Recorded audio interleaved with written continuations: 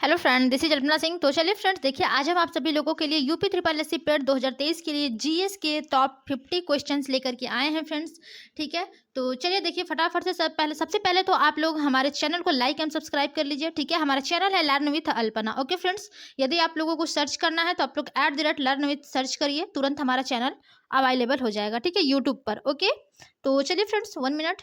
ठीक है, और ठीक है, ओके। चलिए देखिए फ्रेंड्स, तो जो लोग यानी कि जो लोग हमसे होम साइंस से रिलेटेड जुड़े हैं, ठीक है, बहुत लोगों के कमेंट आ रहे हैं कि मैम होम साइंस का क्लास चलाइए। ठीक है, तो आज ही देखिए फ्रेंड्स, हम आप सभी लोगों के लिए जो होम साइंस का थर्ड सेमेस्टर है, ठीक है, इसके हम सिलेबस आज आप लोगों को अपलोड कर देंगे इसी चैनल पर। ठीक है, तो कंटिन्यू हमारे चैनल पर फ्रेंड्स बने रहिए। ठीक है, लाइक सब्सक्राइब करते रहिए और अपने सभी दोस्तों को भी शेयर करिए।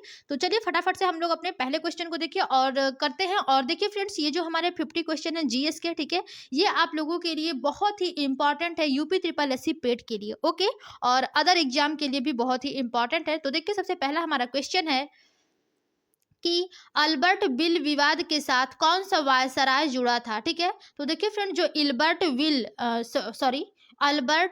बिल विवाद के साथ कौन सा वायसराय जुड़ा था। पहला ऑप्शन है लॉर्ड कर्जन, दूसरा है लॉर्ड रिपन, तीसरा है ऑप्शन लॉर्ड लिटन और चौथा है लॉर्ड मेयो। ठीक है, तो देखिए फ्रेंड्स, यहाँ पर जो करेक्ट ऑप्शन आपका बनेगा वो हो जाएगा आपका लॉर्ड रिपन। ठीक है, देखिए जो इल्बर्ट बिल विवाद के साथ कौन सा वायसराय जुड़ा था, तो वो आपके लॉर्ड रिपन जो है, ठीक है, ये जुड़ा था। ठीक है, चलिए अगले क्वेश्चन की ओर चलेंगे फ्रेंड्स और देखेंगे फटाफट से हमारा अगला क्वेश्चन क्या है। ठीक है, देखिए अगला क्वेश्चन है कि किस स्मारक से गौतम बुद्ध ने दुनिया के लिए बौद्ध धर्म के अपने दिव्य ज्ञान का प्रचार किया था। ठीक है, यानी कि जो देखिए जो बुद्ध धर्म गौतम बुद्ध हैं, ठीक है, इन्होंने क्वेश्चन बना है इनसे कि किस स्मारक से गौतम बुद्ध ने दुनिया के लिए बौद्ध धर्म के अपने दिव्य ज्ञान का प्रसार या फिर प्रचार प्रसार किया था। ठीक है, पहला ऑप्शन है हुमायूं का मकबरा, दूसरा ऑप्शन है महाबोधि मंदिर समूह, तीसरा है ऑप्शन कुतुब मीनार और चौथा है लाल किला परिसर। ठीक है, तो यहाँ पर देखिए फ्रेंड, जो सबसे करेक्ट ऑप्शन हो जाएगा वो आपका होगा महाबोधि मंदिर समूह। ठीक है, यहीं से देखिए जो गौतम बुद्ध है, ठीक है, ये दुनिया के लिए बौद्ध धर्म के अपने दिव्य ज्ञान का प्रचार प्रसार किया था। ठीक है, और ये कहाँ पर है फ्रेंड्स, तो ये आपके बोध गया में है, यानी कि गया बिहार में। ठीक है, तो चलिए यहाँ पर देखिए करेक्ट ऑप्शन आपका ऑप्शन नंबर बी बिल्कुल करेक्ट होगा। अगला क्वेश्चन देखेंगे फ्रेंड्स क्या है। तो देखिए फ्रेंड्स, हमारा अगला क्वेश्चन है कि भारत पर तैमूर ने किस वर्ष आक्रमण किया था। ठीक है, यानी कि जो भारत है इस पर तैमूर ने किस वर्ष आक्रमण किया था। 1294 ईस्वी, 1417 ईस्वी, 1213 ईस्वी, 1398 ईस्वी। तो देखिए फ्रेंड, जो भारत पर तैमूर ने आक्रमण किया था, ठीक है, वो आपका 1398 ईस्वी में किया था। ओके फ्रेंड्स, तो चलिए फटाफट से हम लोग अपने अगले क्वेश्चन की ओर चलेंगे। यहाँ पर राइट ऑप्शन आपका डी हो जाएगा। ठीक है, अगला क्वेश्चन है कि महाराणा प्रताप के ऐतिहासिक युद्ध में मुगलों के खिलाफ लड़े। ठीक है, यानी कि महाराणा प्रताप के ऐतिहासिक युद्ध में मुगलों के खिलाफ लड़े। पहला ऑप्शन है चित्तौड़गढ़, दूसरा है हल्दी घाटी, तीसरा है मेवाड़ और चौथा है लाहौर। ठीक है, तो देखिए फ्रेंड्स, यहाँ पर जो सबसे करेक्ट ऑप्शन बनेगा वो आपका हो जाएगा option number B Haldi Ghati. ठीक है, महाराणा प्रताप के ऐतिहासिक युद्धों में मुगलों के खिलाफ लड़े गए थे, तो ये आपका हल्दी घाटी युद्ध था। ठीक है, चलिए अगला क्वेश्चन देखते हैं और देखिए फ्रेंड्स, ये कब लड़ा गया था। ठीक है, तो महाराणा प्रताप 18 जून 1976 को हल्दी घाटी के ऐतिहासिक युद्ध में मुगल बादशाह अकबर से लड़े थे। ठीक है, चलिए राइट ऑप्शन आपका ऑप्शन नंबर बी हो जाएगा। अगला क्वेश्चन देखेंगे फ्रेंड्स क्या है। तो देखिए हमारा अगला क्वेश्चन है ह्वेन सॉन्ग एक यात्री है। ठीक है, पहला ऑप्शन है अंग्रेजी, दूसरा है रोमन, तीसरा चीनी और चौथा है पुर्तगाली। ठीक है, तो देखिए जो ह्वेन सॉन्ग एक यात्री है, तो ये देखिए फ्रेंड्स, ये आपका एक चीनी यात्री है, यानी कि ये चीन का रहने वाला था। ठीक है, और ये किसके काल में आया था फ्रेंड्स, तो ये आपके हर्षवर्धन के काल में आया था। ठीक है, हर्षवर्धन किसके काल में आया था ये ह्वेन सॉन्ग, तो हर्षवर्धन के काल में आया था। ओके, चलिए अगले क्वेश्चन की ओर चलेंगे और देखिए फ्रेंड्स, हमारा अगला क्वेश्चन है कि भारतीय स्वतंत्रता आंदोलन की ग्रैंड ओल्ड लेडी किसे कहा गया है। ठीक है, यानी कि जो ग्रैंड ओल्ड लेडी कहा गया है वो किसे कहा गया है। पहला ऑप्शन है मदर टेरेसा को, दूसरा है अमृत कौर, तीसरा है ऑप्शन पुतली बाई और चौथा अरोड़ा आसफ अली। ठीक है, तो यहाँ पर देखिए जिसे ग्रैंड ओल्ड लेडी कहा गया है वो आपके अरोड़ा आसफ अली को कहा गया है। ठीक है, यानी कि राइट ऑप्शन जो होगा यहाँ पर ऑप्शन नंबर आपका डी हो जाएगा, बिल्कुल करेक्ट फ्रेंड्स। चलिए अगले क्वेश्चन की ओर चलेंगे और देखेंगे हमारा अगला क्वेश्चन क्या है। देखिए अगला क्वेश्चन है, चर्बी लगे कारतूस के प्रयोग से इनकार करने वाला पहला भारतीय सिपाही कौन था? नाना साहब, दूसरा है मंगल पांडे, तीसरा है बहादुर शाह, तीसरा और चौथा है तात्या टोपे। ओके, तो देखिए फ्रेंड, जो चर्बी लगे कारतूस के प्रयोग से इनकार करने वाला पहला भारतीय सिपाही कौन था? तो यहाँ पर देखिए जो राइट ऑप्शन बनेगा वो आपका हो जाएगा बहादुर शाह, यानी कि ऑप्शन नंबर सी जो है वो बिल्कुल करेक्ट है। ओके, यानी कि देखिए जो चर्बी लगे कारतूस के प्रयोग से इनकार करने वाला पहला भारतीय सिपाही था, सॉरी फ्रेंड्स, यहाँ पर आपका मंगल पांडे होगा। ठीक है, ऑप्शन नंबर बी होगा। ओके, मंगल पांडे, सॉरी यहाँ पर बहादुर शाह नहीं है, मंगल पांडे था। ठीक है, ये देखिए 34वीं बंगाल नेटिव इन्फेंट्री, ठीक है, यानी कि BNI का सिपाही था। ठीक है, चर्बी लगे कारतूस को मुंह से काटने से मना करने के कारण उसे गिरफ्तार कर लिया गया था और उसे फांसी दे दिया गया था। ठीक है, तो यहाँ पर मंगल पांडे जो हो जाएंगे वो आपके राइट करेक्ट ऑप्शन होगा। ठीक है, चलिए अगले क्वेश्चन की ओर चलेंगे फ्रेंड्स।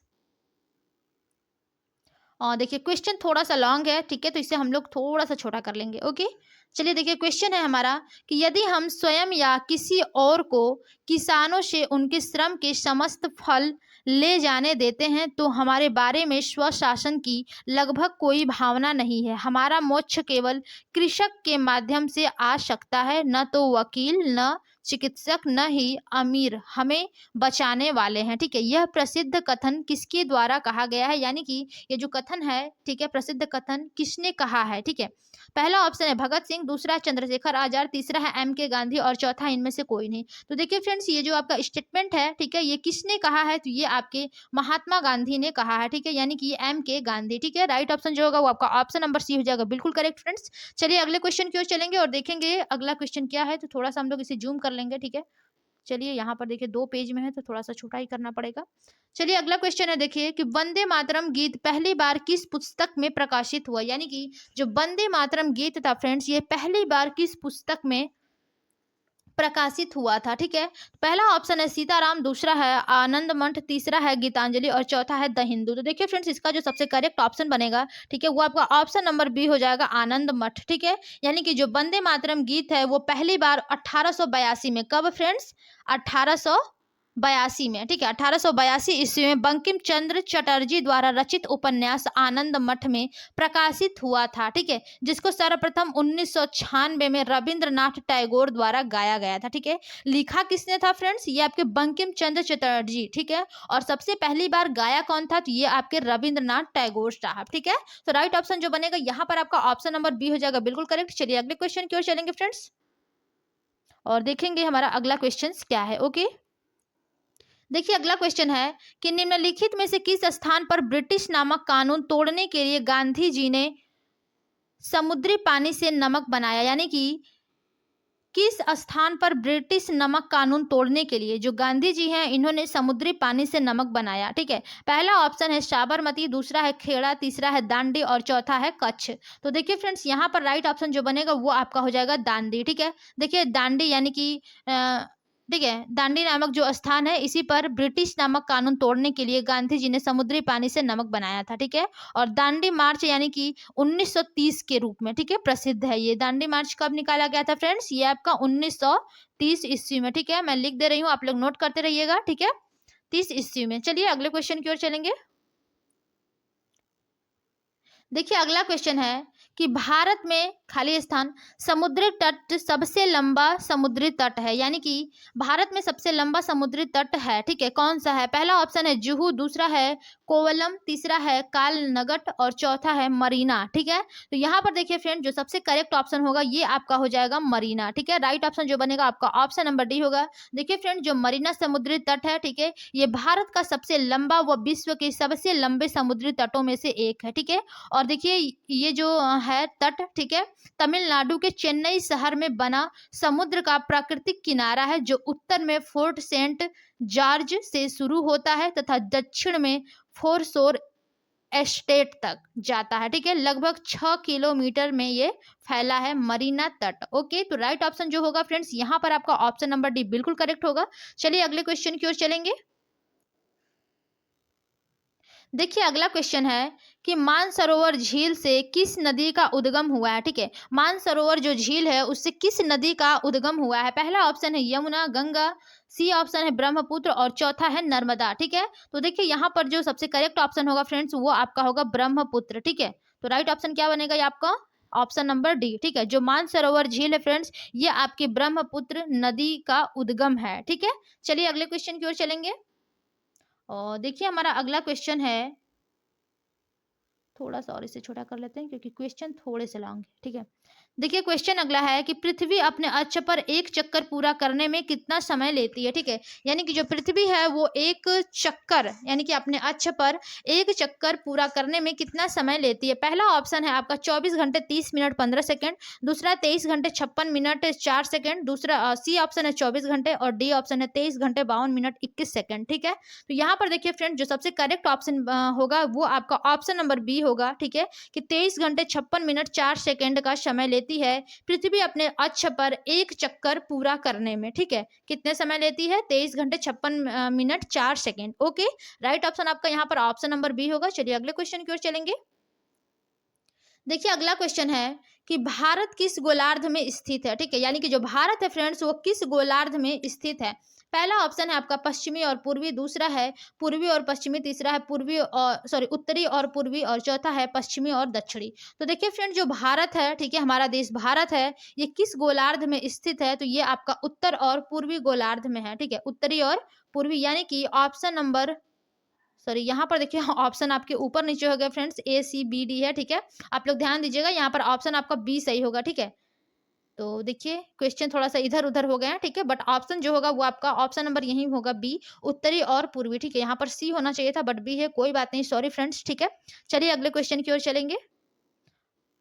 थोड़ा सा ध्यान देंगे हम लोग। ठीक है, देखिए क्वेश्चन है कि वह शब्द समूह चुने जो अन्य शब्दों से कम मिलता है। ठीक है, पहला ऑप्शन है हिंद महासागर, दूसरा प्रशांत महासागर, तीसरा आर्कटिक महासागर और चौथा है लाल सागर। ठीक है, तो देखिए फ्रेंड्स वह शब्द चुनना है आपको जो अन्य शब्दों से सबसे कम मिलता है। ठीक है, तो यहाँ पर सबसे कम कौन सा मिलता है फ्रेंड्स, तो ये आपका हो जाएगा लाल सागर। ठीक है, यानी कि राइट ऑप्शन जो होगा वो आपका ऑप्शन नंबर डी होगा। ओके, चलिए अगले क्वेश्चन की ओर चलेंगे।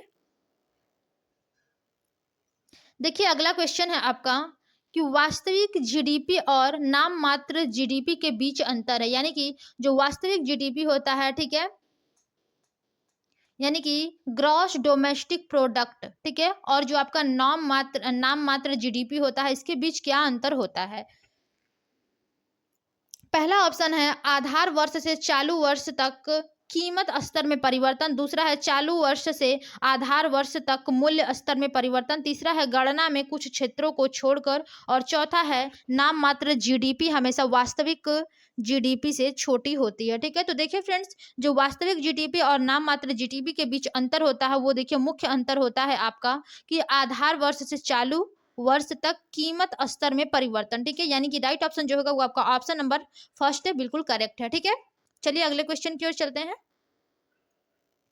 देखिए अगला क्वेश्चन है सरकार कर क्यों लागू करती है। यानी कि जो सरकार है वो कर क्यों लागू करती है। ठीक है, पहला ऑप्शन है देखिए फ्रेंड्स यहाँ पर आपका कि अमीरों में धन के संचय की जांच करने के लिए, दूसरा है राज्य की कार्य प्रणाली चलाने के लिए और सी ऑप्शन है कमजोर वर्गों का उत्थान करने के लिए, डी ऑप्शन है उपरोक्त में से कोई नहीं। तो देखिए फ्रेंड जो सरकार कर क्यों लागू करती है, तो यहाँ पर देखिए जो यहाँ पर कारण है कर का, ठीक है, कि जो सरकार है वो कर क्यों लागू करती है, तो वो है इसमें से राज्य की कार्यप्रणाली चलाने के लिए। ठीक है, राइट ऑप्शन हो जाएगा आपका ऑप्शन नंबर बी, बिल्कुल करेक्ट। ठीक है, चलिए अगले क्वेश्चन की ओर चलते हैं। देखिए अगला क्वेश्चन है ओपन मार्केट ऑपरेशन क्या है। ठीक है, ओपन मार्केट ऑपरेशन क्या है। पहला ऑप्शन है सेबी पंजीकृत दलालों की गतिविधियां, दूसरा है आरबीआई द्वारा मुद्रा की बिक्री, सी ऑप्शन है सरकार द्वारा सर्वोत्तम प्रतिभूतियों की बिक्री और डी ऑप्शन है एफआईआई द्वारा शेयरों की बिक्री। ठीक है, तो देखिए फ्रेंड जो ओपन मार्केट ऑपरेशन क्या है, ठीक है, तो ये आपका देखिए सरकार द्वारा सर्वोत्तम सॉरी एक 1 मिनट, ठीक है, देखिए सरकार द्वारा सर्वोत्तम प्रतिभूतियों की बिक्री, ठीक है, यही आपका ओपन मार्केट ऑपरेशन है। ठीक है, चलिए अगले क्वेश्चन देखेंगे, यहाँ पर राइट ऑप्शन आपका सी होगा। अगला क्वेश्चन देखेंगे हमारा क्या है। ठीक है, तो देखिए फ्रेंड्स, हमारा अगला क्वेश्चन है कि ग्रामीण अर्थव्यवस्था की पुनर्संरचना का मुख्य चरण क्या है? यानी कि जो ग्रामीण अर्थव्यवस्था की पुनर्संरचना है, ठीक है, इसका मुख्य चरण क्या है? पहला ऑप्शन है मजदूरों को समान अवसर मिले, ठीक है, मजदूरों को समान अवसर मिले। दूसरा है किसानों का कल्याण। तीसरा है भूमिहीन निर्धन व्यक्तियों को सम्मान मिले और चौथा है उपरोक्त सभी। तो देखिए फ्रेंड्स, यहाँ पर जो होगा ये आपका उपरोक्त सभी हो जाएगा, ठीक है, कि जो ग्रामीण अर्थव्यवस्था होता है इसका पुनर्संरचना का मुख्य चरण यही होता है, ये तीनों ही होता है, ठीक है। यानी कि मजदूरों को समान अवसर मिले, ठीक है, किसानों का कल्याण हो और भूमिहीन यानी कि जिनके पास भूमि नहीं है, निर्धन व्यक्ति हैं, ठीक है, उनको सम्मान मिले, ठीक है। तो राइट ऑप्शन जो बनेगा फ्रेंड्स यहाँ पर आपका ऑप्शन नंबर डी बिल्कुल करेक्ट होगा। चलिए अगले क्वेश्चन की ओर चलते हैं। देखिए अगला क्वेश्चन है यहाँ पर। देखिए क्वेश्चन है कि एमएसवाई को विस्तारित कीजिए, ठीक है। तो देखिए एमएसवाई का जो विस्तारित रूप होता है फ्रेंड्स क्या होता है, तो हम आप लोगों को बता देते हैं। इसका विस्तारित रूप होता है महिला समृद्धि योजना, ठीक है। इसका महिला समृद्धि योजना बिल्कुल करेक्ट ऑप्शन है, ठीक है। और ये देखिए फ्रेंड्स, जो 18 वर्ष से जो अधिक उम्र की महिलाएं होती हैं, ठीक है, इनमें बचत की प्रवृत्ति को प्रोत्साहित करने के लिए केंद्र सरकार द्वारा यह योजना चलाई जा रही है, ठीक है। और ये योजना देखिए फ्रेंड्स 2 अक्टूबर 1993 से संचालित की जा रही है। कब से फ्रेंड्स? 2 अक्टूबर, ठीक है, 2 अक्टूबर 1993 से चलाई जा रही है, ठीक है। तो आप लोग ध्यान दीजिएगा। चलिए अगले क्वेश्चन की ओर चलते हैं। देखिए 1 मिनट। देखिए फ्रेंड्स, अब हमारा अगला क्वेश्चन है कि राज्य के नीति निर्देशक तत्व दर्शन के अंतर्गत आते हैं। यानी कि जो राज्य के नीति निर्देशक तत्व हैं, ठीक है, ये किसके दर्शन के अंतर्गत आते हैं? पहला ऑप्शन है समाजवाद, दूसरा आदर्शवाद, तीसरा सर्वोदय और चौथा लोकतांत्रिक केंद्रीकरण, ठीक है। तो देखिए फ्रेंड्स, यहाँ पर जो सबसे करेक्ट ऑप्शन आपका बनेगा ये आपका हो जाएगा समाजवाद, ठीक है। यानी कि देखिए जो राज्य के नीति निर्देशक तत्व हैं, ठीक है, ये समाजवाद के दर्शन के अंतर्गत आते हैं, ठीक है फ्रेंड्स। और जो नीति निर्देशक तत्व हैं, ठीक है, इससे संबंधित अनुच्छेद में समाजवादी विचारधारा का वर्णन किया गया। जैसे आपका अनुच्छेद 38 है फ्रेंड्स, ठीक है, इसमें देखिए लोक कल्याण की अभिवृद्धि के लिए सामाजिक, आर्थिक और राजनीतिक न्याय द्वारा सामाजिक व्यवस्था सुनिश्चित करना, ठीक है, एवं अवसरों को समानता को स्थापित करना, ठीक है। और जो अनुच्छेद आपका 39 में फ्रेंड्स, इसमें देखिए समान न्याय और निःशुल्क विधिक सहायता पाने का अधिकार है, ठीक है। तो ये आपका समाजवाद जो है वो बिल्कुल करेक्ट ऑप्शन यहाँ पर हो जाएगा। ओके, चलिए अगले क्वेश्चन की ओर चलेंगे, फटाफट से देखेंगे हमारा अगला क्वेश्चन क्या है। देखिए अगला क्वेश्चन है कि सरकार के संसदीय प्रारूप का प्रथम बार प्रारंभ हुआ, ठीक है। पहला ऑप्शन है यूनाइटेड स्टेट्स में, ठीक है, दूसरा है रोम में, तीसरा है ग्रीस में और चौथा है ब्रिटेन में, ठीक है। तो देखिए फ्रेंड, जो सरकार के संसदीय प्रारूप का प्रथम बार प्रारंभ हुआ, ठीक है, ये आपका कहाँ पर हुआ था, ठीक है। तो देखिए यहाँ पर जो सबसे करेक्ट ऑप्शन होगा ये आपका ब्रिटेन में हो जाएगा, ठीक है। राइट ऑप्शन जो बनेगा यहाँ पर आपका ऑप्शन नंबर डी बिल्कुल करेक्ट होगा। चलिए अगले क्वेश्चन की ओर चलते हैं और देखते हैं हमारा अगला क्वेश्चन क्या है, ठीक है। देखिए अगला क्वेश्चन है कि प्रथम विधानसभा के अस्थाई अध्यक्ष कौन थे? तो देखिए फ्रेंड्स, जो प्रथम विधानसभा के स्थायी अध्यक्ष कौन बने थे? Jawaharlal Nehru, Rajendra Prasad, doctor B R Ambedkar, Radhakrishnan, यानी कि डॉक्टर राधा कृष्णन। तो देखिए फ्रेंड, जो अस्थाई सदस्य थे वो आपके डॉक्टर राजेंद्र प्रसाद थे, ठीक है। यानी कि जो राइट ऑप्शन है फ्रेंड्स, वहां पर आपका ऑप्शन नंबर बी बिल्कुल करेक्ट होगा। ओके, चलिए अगले क्वेश्चन की ओर चलते हैं। देखिए अगला क्वेश्चन है कि फजल अली आयोग की रिपोर्ट किस वर्ष में प्रस्तुत हुई, ठीक है। यानी कि जो फजल अली आयोग है ये रिपोर्ट किस वर्ष में प्रस्तुत हुई? वर्ष 1953, वर्ष 1955, वर्ष 1956, इनमें से कोई नहीं। तो देखिए फ्रेंड्स, ये आपका वर्ष 1953 में प्रस्तुत की गई थी, ठीक है। तो सॉरी, 1956 में फ्रेंड्स, ठीक है। राइट ऑप्शन यहाँ पर आपका ऑप्शन नंबर सी बिल्कुल करेक्ट होगा कि जो फजल अली आयोग की रिपोर्ट है, ठीक है, ये आपका 1956 ईस्वी में प्रस्तुत की गई थी, ठीक है। चलिए अगले क्वेश्चन की ओर चलते हैं। देखिए अगला क्वेश्चन है कि संविधान में कितनी अनुसूचियां हैं, ठीक है। आपको बताना है कि संविधान में कितनी अनुसूचियां हैं। 395, 12, 19, 10। तो देखिए फ्रेंड, जो संविधान में आपकी अनुसूचियां हैं, ठीक है, तो इस टाइम देखिए आपकी 12 अनुसूचियां हैं, ठीक है। देखिए जब संविधान का निर्माण हुआ था, ठीक है, तो उस टाइम केवल 8 अनुसूचियां थी, ठीक है। लेकिन इस टाइम यानी कि वर्तमान में आपका टोटल 12 अनुसूचियां हैं, ठीक है। चलिए अगला क्वेश्चन देखेंगे क्या है। देखिए क्वेश्चन है कि निम्नलिखित में से कौन सा एक शरीर के बाहर खाद्य पदार्थ का अपघटन करके फिर उसे अवशोषित करने वाले जीवों का उदाहरण नहीं है। ठीक है, पहला ऑप्शन है ब्रेड फफूंदी, दूसरा है यीस्ट, तीसरा है मशरूम और चौथा है अमरबेल। ठीक है, तो यहाँ पर देखिए फ्रेंड्स, जो आपका करेक्ट ऑप्शन होगा, देखिए क्वेश्चन क्या पूछा है कि यहाँ पर देखिए शरीर के बाहर खाद्य पदार्थों का अपघटन करके फिर उसे अवशोषित करने वाले जीवों का उदाहरण नहीं है, तो ये आपका अमर बेल हो जाएगा। ठीक है, राइट ऑप्शन देखिए फ्रेंड्स, यहाँ पर ऑप्शन नंबर डी बिल्कुल करेक्ट होगा। चलिए अगले क्वेश्चन देखेंगे, हम लोग फटाफट से केवल क्वेश्चन आंसर अपने डिस्कस करेंगे फ्रेंड्स। ठीक है, आप लोग को समझ में नहीं आएगा तो आप लोग हमें कमेंट बॉक्स में कमेंट कर सकते हैं, तो अगली बार से हम आप लोगों को क्लास में ज़्यादा डिस्कस करके बताएंगे। ठीक है, चलिए देखिए क्वेश्चन है कि आमाशय में प्रोटीन को पेप्टाइड्स, ठीक है, में रूपांतरित करने वाला एंजाइम है। पहला ऑप्शन है आपका डायस्टेज, दूसरा है माल्टेज और तीसरा ऑप्शन है यूरिएज और चौथा है पेप्सिन। तो देखिए फ्रेंड्स, यहाँ पर जो सबसे करेक्ट ऑप्शन बनता है वो आपका हो जाएगा पेप्सिन। ठीक है, यानी कि जो आमाशय में प्रोटीन को पेप्टाइड्स के रूपांतरित करने वाला जो एंजाइम है वो आपका कौन सा है, पेप्सिन है। ठीक है, तो राइट ऑप्शन आपका ऑप्शन नंबर डी बिल्कुल करेक्ट होगा। चलिए अगले क्वेश्चन की ओर चलते हैं, और अगला क्वेश्चन है आपका कि बेकिंग सोडा है, ठीक है, क्या है? पहला ऑप्शन है सोडियम हाइड्रोजन कार्बोनेट, दूसरा ऑप्शन है सोडियम कार्बोनेट, तीसरा है सोडियम टार्टरेट और चौथा है इनमें से कोई नहीं। तो देखिए फ्रेंड, जो बेकिंग सोडा है, ठीक है, वो आपका क्या है? तो यहाँ पर देखिए जो राइट ऑप्शन बनेगा वो आपका हो जाएगा सोडियम हाइड्रोजन कार्बोनेट। ठीक है, सबसे करेक्ट ऑप्शन फ्रेंड्स यहाँ पर आपका हो जाएगा ऑप्शन नंबर ए बिल्कुल करेक्ट। ओके, चलिए अगले क्वेश्चन की ओर चलते हैं। देखिए अगला क्वेश्चन है कि विद्युत धारा कि एसआई क्या है? ठीक है, वाट है, वोल्ट है कि कैंडला है कि एम्पियर है, आपको बताना है क्या है। तो देखिए फ्रेंड, जो विद्युत धारा की एसआई मात्रक है, ठीक है, वो क्या है? तो वो आपका एम्पियर है। ठीक है, यहाँ पर राइट ऑप्शन जो होगा फ्रेंड्स, ऑप्शन नंबर डी बिल्कुल करेक्ट है। चलिए अगले क्वेश्चन की ओर चलते हैं, और देखिए हमारा अगला क्वेश्चन है कि निम्नलिखित में से षटकोणीय क्रिस्टल प्रणाली का उदाहरण है। ठीक है, यानी कि जो षटकोणीय क्रिस्टल प्रणाली का उदाहरण है वो क्या है? तो ये आपका हो जाएगा पहला ऑप्शन, पहला नहीं, आपका ZNO होगा। ठीक है, ऑप्शन नंबर डी यहाँ पर बिल्कुल करेक्ट होगा। ठीक है, चलिए अगले क्वेश्चन की ओर चलेंगे, देखते हैं क्या है। ठीक है फ्रेंड्स, देखिए यहाँ पर अगला क्वेश्चन है कि दिसंबर 2021 में आयोजित विजय हमारे ट्रॉफी, ठीक है, विजय हजारे ट्रॉफी 2021 का खिताब किसने जीता था? ठीक है, पहला ऑप्शन है हिमाचल प्रदेश, दूसरा तमिलनाडु, तीसरा है महाराष्ट्र और चौथा उत्तर प्रदेश। तो देखिए फ्रेंड्स, यहाँ पर जो सबसे करेक्ट ऑप्शन आपका बनेगा वो हो जाएगा option number A, Himachal Pradesh. ठीक है, राइट ऑप्शन क्या हो जाएगा आपका? हिमाचल प्रदेश। ठीक है, चलिए अगले क्वेश्चन की ओर चलते हैं फ्रेंड्स, और देखते हैं हमारा अगला क्वेश्चन क्या है। ओके,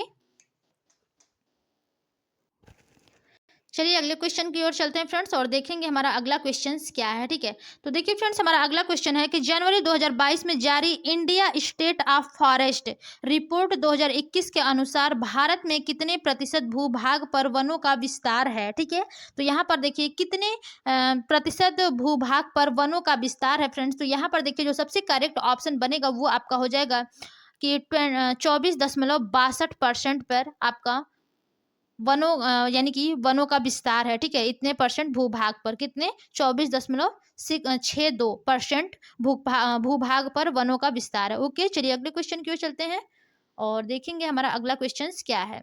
तो देखिए फ्रेंड्स, अगला क्वेश्चन है केंद्रीय गृह मंत्रालय द्वारा वर्ष 2022 के लिए कितने व्यक्तियों को पद्म भूषण पुरस्कार से सम्मानित किया गया है? 12, 17, 19, 42। तो देखिए फ्रेंड्स, कितने व्यक्तियों को पद्म भूषण पुरस्कार से सम्मानित किया गया है? तो यहाँ पर देखिए फ्रेंड, जो सबसे करेक्ट ऑप्शन बनेगा वो हो जाएगा आपका ऑप्शन नंबर बी हो जाएगा बिल्कुल करेक्ट, 17। ठीक है, राइट ऑप्शन क्या होगा? 17। ठीक है, ऑप्शन नंबर बी। चलिए अगले क्वेश्चन की ओर चलते हैं। देखिए अगला क्वेश्चन है हमारा कि समुद्र तल से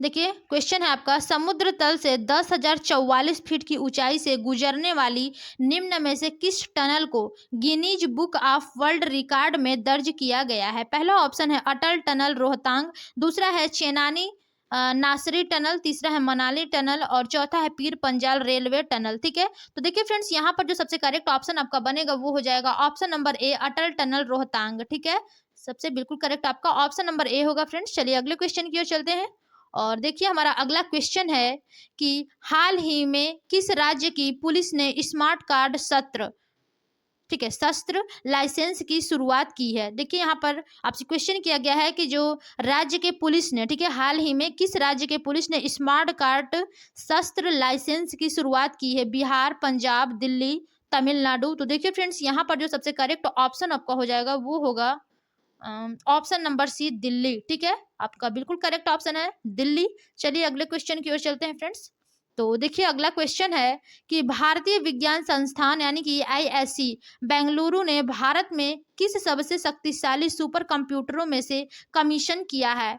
परम प्रवेग, परम ज्योति, आगम कीला, परम सूर्या। तो देखिए फ्रेंड्स, यहाँ पर जो सबसे करेक्ट ऑप्शन आपका बनेगा वो हो जाएगा ऑप्शन नंबर ए, परम प्रवेग। ठीक है, बिल्कुल करेक्ट होगा ऑप्शन नंबर ए, बिल्कुल करेक्ट। चलिए अगले क्वेश्चन की ओर चलते हैं फ्रेंड्स और देखेंगे हमारा अगला क्वेश्चन क्या है। ठीक है, देखिए अगला क्वेश्चन है, आर्थिक सर्वेक्षण 2021-22 के अनुसार वर्ष 2022 में भारत की जीडीपी वृद्धि दर का अनुसार कितने प्रतिशत रखा गया है? ठीक है, 7.2%, 9.2%, 9.9% और 5.2%। ठीक है, तो यहाँ पर देखिए फ्रेंड, जो सबसे करेक्ट ऑप्शन बनेगा वह यहाँ पर हो जाएगा ऑप्शन नंबर बी, 9.2%। ठीक है, चलिए यहाँ पर ऑप्शन नंबर बी बिल्कुल करेक्ट है फ्रेंड्स। अगले क्वेश्चन की ओर चलेंगे और देखते हैं हमारा अगला क्वेश्चन क्या है। ठीक है, तो देखिए यहाँ पर अगला क्वेश्चन है हमारा कि भारत के किस राज्य में देश का पहला जियोलॉजिकल पार्क बनाने की घोषणा की गई है? ठीक है, यानी कि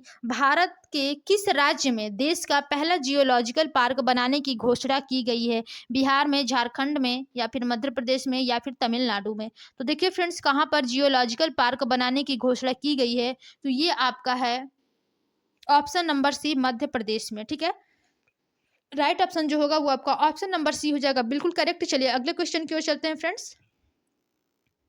देखिए अगला क्वेश्चन है कि हाल ही में किस देश में लस्सा बुखार, ठीक है, लस्सा फीवर से पीड़ित 3 व्यक्तियों की मृत्यु हो गई? ब्रिटेन में, वेनेजुएला में, या फिर फ्रांस में, या फिर चीन में? तो देखिए फ्रेंड्स, यहाँ पर जो सबसे करेक्ट ऑप्शन होगा वो आपका हो जाएगा ब्रिटेन में। ठीक है, ब्रिटेन में ही देखिए लस्सा बुखार से, ठीक है, पीड़ित 3 व्यक्तियों की मृत्यु हुई है। कहाँ पर? ब्रिटेन में। ओके, चलिए अगले क्वेश्चन की ओर चलते हैं फ्रेंड्स।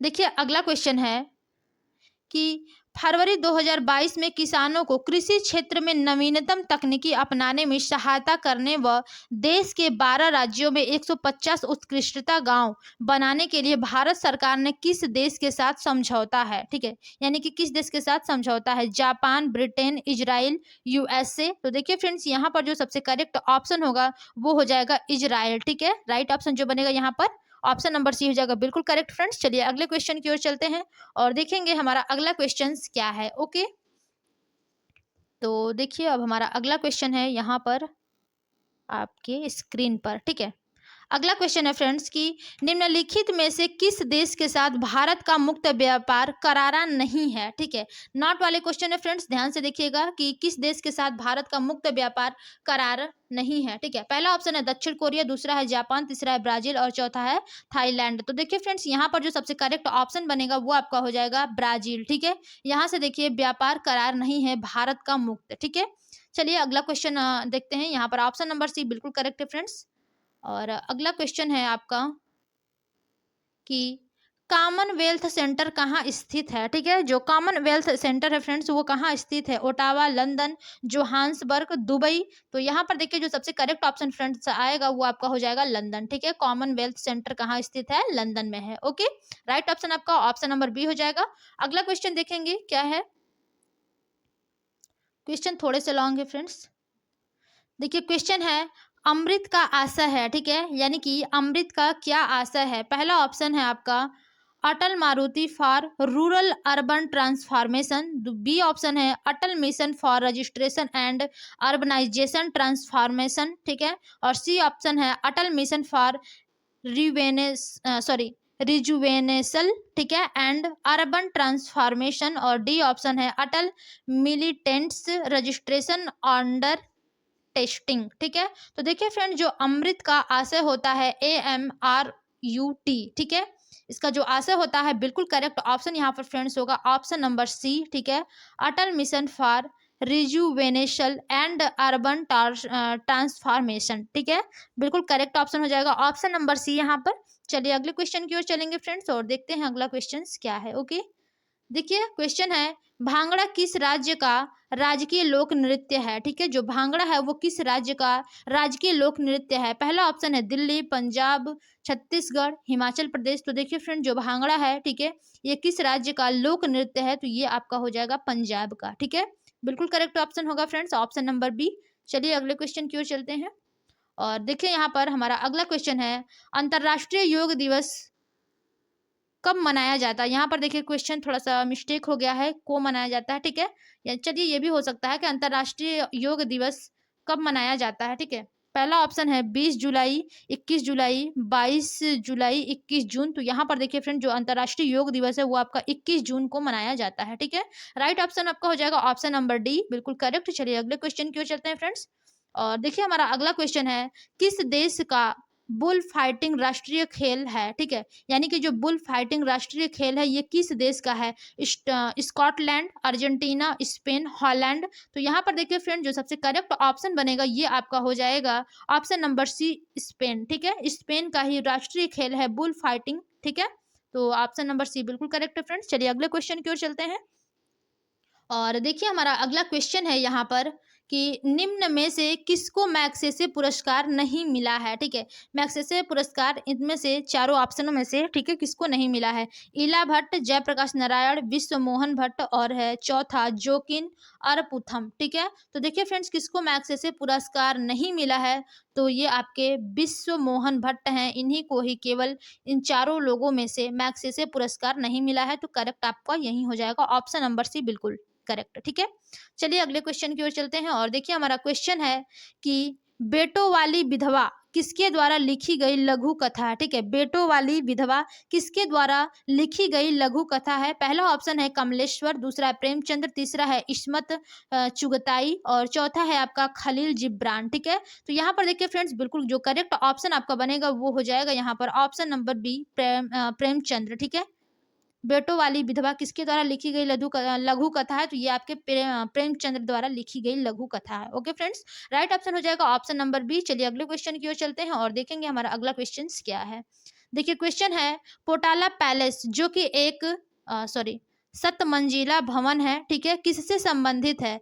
जोधपुर के महाराणा, दलाई लामा, हिमाचल प्रदेश के राजा वीरभद्र और चौथा है आपका बाजीराव मस्तानी। तो देखिए फ्रेंड, जो पोटाला पैलेस है, ठीक है, जो कि एक 7 मंजिला भवन है, ये किससे संबंधित है। तो देखिए फ्रेंड्स, ये आपका दलाई लामा से संबंधित है। ओके, चलिए फ्रेंड्स, यहाँ पर देखिए सबसे करेक्ट ऑप्शन हो जाएगा ऑप्शन नंबर बी। और आज के देखिए फ्रेंड टॉप 50 क्वेश्चन जो आपके जीएस के हमने बनाए हैं, ठीक है, इसमें से आपके आज ये लास्ट क्वेश्चन है कि अर्जुन पुरस्कार विजेता विनेश फोगाट किस खेल से संबंधित है। ठीक है, कबड्डी, मुक्काबाजी यानी कि मुक्केबाजी, कुश्ती, हॉकी। ठीक है, तो यहाँ पर देखिए जो राइट ऑप्शन फ्रेंड्स बनेगा, अर्जुन पुरस्कार विजेता विनेश फोगाट किस खेल से संबंधित है। ठीक है, तो यहाँ पर राइट ऑप्शन बनेगा फ्रेंड्स, ये आपका हो जाएगा कुश्ती। ठीक है, विनेश फोगाट जो है वो कुश्ती से संबंधित है। ठीक है, राइट ऑप्शन आपका ऑप्शन नंबर सी हो जाएगा। तो चलिए फ्रेंड्स, फटाफट से तो हम आप लोगों के देखिए 50 क्वेश्चन कंप्लीट करवाए हैं। तो जो लोग अभी तक हमारे चैनल को लाइक एंड सब्सक्राइब नहीं किए हैं फ्रेंड्स, वो लोग कर लीजिए और फटाफट से सभी लोग अपने फ्रेंडों में शेयर कर दीजिए। ठीक है, ताकि जिनको हेल्प नहीं मिली है उन्हें भी मिल जाए। ठीक है, तो चलिए फ्रेंड्स, मिलते हैं अपने अगली होम साइंस की क्लास में। ठीक है, आप लोग जितने भी लोग होम साइंस से रिलेटेड यहाँ पर हैं, ठीक है, अगली क्लास में हमारा वेट करिएगा। मिलते हैं बहुत ही जल्द। ठीक है, आज की क्लास में पेट के बस इतने ही। मिलते हैं फ्रेंड्स अपनी अगली क्लास में, तब तक के लिए धन्यवाद।